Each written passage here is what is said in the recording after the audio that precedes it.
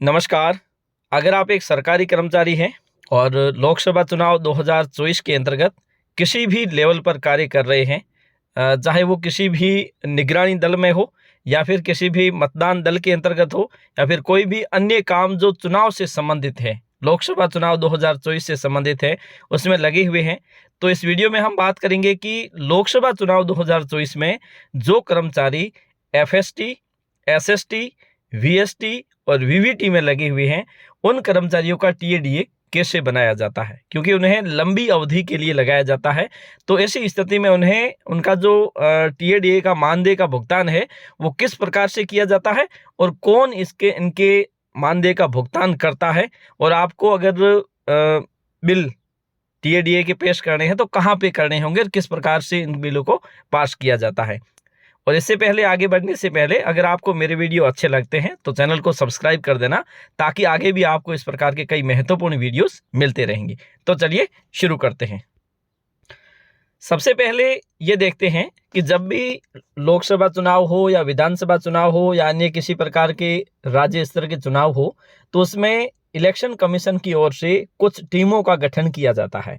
उसमें सबसे पहली टीम जो गठित की जाती है, जिसे एफएसटी कहा जाता है, जो एक विशेष क्षेत्र में घूमते हुए रहती है, और उसका काम होता है कि सी विजिल ऐप के माध्यम से अगर कोई किसी प्रकार की शिकायत दर्ज की जाती है तो उस शिकायत का निवारण करके तुरंत सी विजिल के माध्यम से उसी डेटा है वो अपलोड किया जाना है। जैसे ही आचार संहिता लगती है तो उसके साथ ही इनका कार्य, एफएसटी का कार्य शुरू हो जाता है।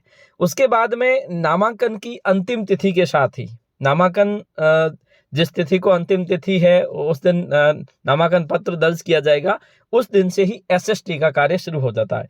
एसएसटी का कार्य स्टैटिक होता है, मतलब एक स्थान पर वो एक कोई भी नाका उन्हें दे दिया जाता है, उस नाके से संबंधित गुजरने वाली सभी गाड़ियां हैं उनकी वो निगरानी रखती है। किसी प्रकार का कोई सामान की आवाजाही हो या फिर पैसों का, इस प्रकार से वो निगरानी का कार्य करते हैं। और तीसरा जो दल होता है, जो होता है वीएसटी। वीएसटी का काम होता है वीडियो सर्वेलेंस टीम जिसे कहा जाता है, और इसका काम होता है जो भी राजनीतिक पार्टियों की रैलियां होती है उन सबका वीडियो रिकॉर्डिंग करना।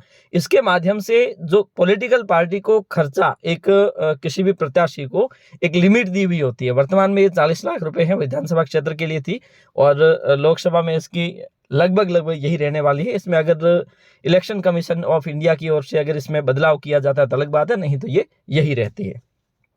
तो वीडियो सर्वेलेंस टीम है जिसका काम होता है वीडियो बना के रखना, और वो वीडियो आके देते हैं वीवीटी को। वीडियो व्यूअर टीम होती है, वो उसमें खर्चे का आकलन करती है, और एक अकाउंट टीम भी होती है, एटी, जिसका काम होता है उस खर्चे का आकलन करना।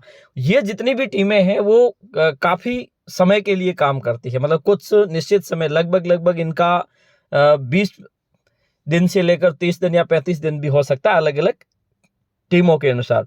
तो इनका जो टीए बिल बनता है वो किस प्रकार से बनेगा, इसी को आज हम वीडियो के माध्यम से समझने का प्रयास करेंगे। अगर आप एफएसटी, एसएसटी, वीएसटी, वीवीटी या एटी टीम में है तो आपका जो टीएडीए है आप कैसे बनाओगे। पहली चीज ये होती है टीएडीए में कि अगर आपका पदस्थापन स्थान 15 किलोमीटर से कम है तो आप उसमें आपको किराया किसी भी सूरत पर नहीं ले सकते। ये शर्त रहती है टीए के लिए। अब दरअसल जिस स्थान पर आपको, या तो क्योंकि एफएसटी, एसएसटी, वीएसटी और वीवीटी, तो वीएसटी और वीवीटी इनका मुख्यालय मुख्यतः संबंधित जो विधानसभा क्षेत्र का ब्लॉक उपखंड कार्यालय होगा वहीं पर इनका मुख्यालय रहता है। और जिस दिन से आपकी ड्यूटी लगेगी उस दिन से ही आपका जो टीएडीए है वो शुरू हो जाएगा, और जो अंतिम तिथि होगी जिस दिन तक आप वहां पे ड्यूटी करोगे तब तक का आपका टीएडीए बनता है। वो कैसे बनता है वो हम आपको समझाने का प्रयास करेंगे।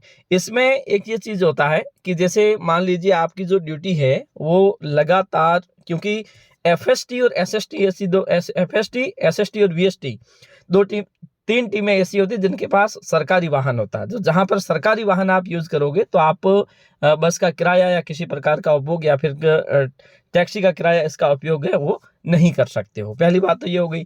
तीसरी होती है वीवीटी। वीवीटी का काम होता है मुख्यतः उपखंड कार्यालय के मुख्यालय पर ही वो स्थित रहते हैं, उन्हें कहीं जाना नहीं होता है। ठीक है, तो अब जहां तक किराए और टैक्सी का प्रश्न है, तो जिनको आपको राजकीय वाहन दिया गया तो वो वहां पे तो आप उठा नहीं सकते। तो ऐसी स्थिति में आपको क्या करना है, दरअसल जब आप पहले दिन ज्वाइन करने आए हैं वहां पे डेपुटेड के रूप में, तो एक दिन आने के, जिस दिन आए हैं उस दिन का आप किराया और टैक्सी किराया ले सकते हो, उस दिन की आने की सिर्फ। और उसके बाद में जिस दिन आप रिलीव होके जा रहे हैं उस दिन का किराया प्लस टैक्सी का किराया, मतलब 240 रुपये एक। और आपका जो कितने किलोमीटर से आ रहे हैं उस हिसाब से आप 100 किलोमीटर है तो 200 रुपये आप ले सकते हो, फर्स्ट और अंतिम दिन के 100 के हिसाब से, ठीक है। अब उसके बाद में आता है डीए। डीए जो आपका होता है वो दरअसल आपके बेसिक के ऊपर निर्भर करता है, जिसकी अंतिम यानी कि जो अधिकतम डीए है वो सामान्य शहरों में है वो 500 रुपये बनता है, ठीक है। 49,000 जिनका बेसिक है उसके ऊपर जिनका है, या फिर उससे ऊपर जिनका बेसिक है तो उनका 500 रुपये से ज़्यादा डीए नहीं बनता है।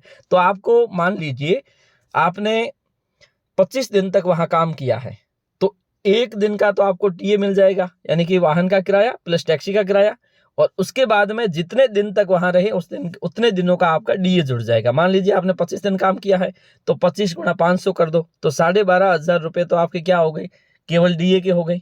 उसके बाद में अगर आपका पदस्थापन स्थान 15 किलोमीटर से ज्यादा का है तो आप वहां पे डीए भी ले सकते हो, एक दिन का, सिर्फ एक दिन आने का एक दिन जाने का, मतलब एक साइड का आने का एक साइड के जाने का, ठीक है। इस प्रकार से आप है वो इसकी गणना। और आपको ये कौन देता है, ये संबंधित जो जिला मुख्यालय पर स्थित होते हैं वहीं पर इसका भुगतान किया जाता है। और आपको बिल प्रस्तुत करना होता है संबंधित मुख्यालय है एसडीएम कार्यालय का, यानी कि जो ईआरओ कार्यालय होता है वहीं के जिन्होंने आपको आदेशित किया था उन्हीं के माध्यम से आपको ये बिल पेश करने होते हैं। संबंधित जो पूल शाखा होती है उसी के माध्यम से इसका भुगतान किया जाता है, जिला स्तर से इसका भुगतान होता है और इलेक्शन कमीशन ऑफ इंडिया इनका भुगतान करता है। आज के लिए इतना ही, धन्यवाद।